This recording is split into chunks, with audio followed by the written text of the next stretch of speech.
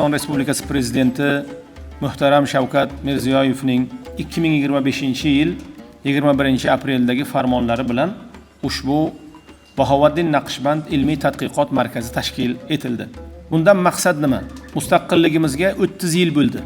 Tasavvufdagi ilmiy tadqiqotlarni yangi bosqichga olib chiqish.